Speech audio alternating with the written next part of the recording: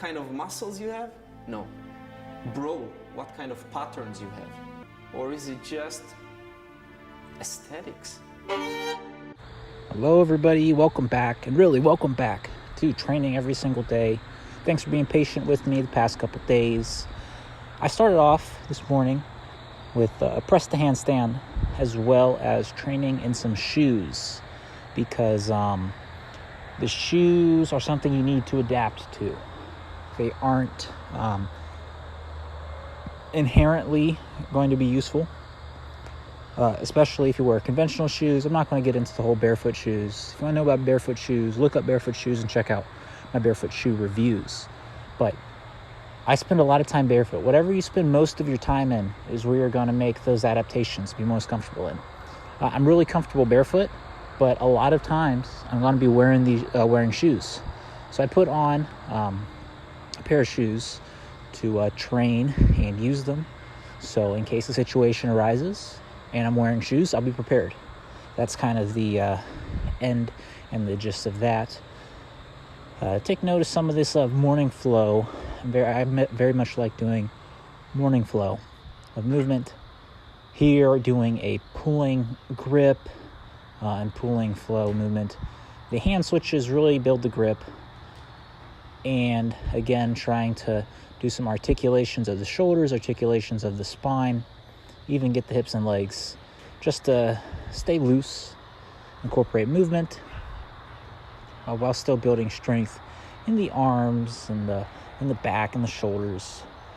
The switching builds a lot of grip, and a very functional grip that you might get from doing martial arts or needing to catch something. And here is a really good squat routine to build up your squat and actually challenge the whole body, working the shoulders. You make your own resistance here. And I got this idea from Roy Gold, someone who worked very closely with Ido Portal. He's very active on YouTube, makes some very good content. Check him out and tell him I sent you in his comments. Here, doing the leg resistance and shoulder resistance, along with doing the shoulder dislocate, very similar to a shoulder jump rope, but you don't need any equipment. And doing it in the squat, it does something. It wasn't really that much different, mainly because I'm already quite comfortable in the squat. But this was a good way to challenge the shoulders and the neck, and also incorporate, I guess, more of the lower back in the movement, because you have to articulate the lower back in order to kind of make your balance. After that, I get into some more direct lower back movements, going from a arched back to a straightened posture in order to develop some coordination and spend some time in the squat. The squat is also a very fundamental human position that has a lot of benefits. That just do it. You'll thank me later. Do some squats, body weight. After that, I get into some other movements, but don't forget, just leave a comment. Tell me if you think, if you've got some usefulness out of this channel, if you like this channel, if I ended up helping you guys and girl, the few girls who watch, do anything, motivate you to move, give you some new ideas, or maybe some intellectual stimulation. Don't forget to learn, try to do some reading, precise language and all that. Here doing some pull-ups, trying to arch my back and touch my chest or my sternum to the bar.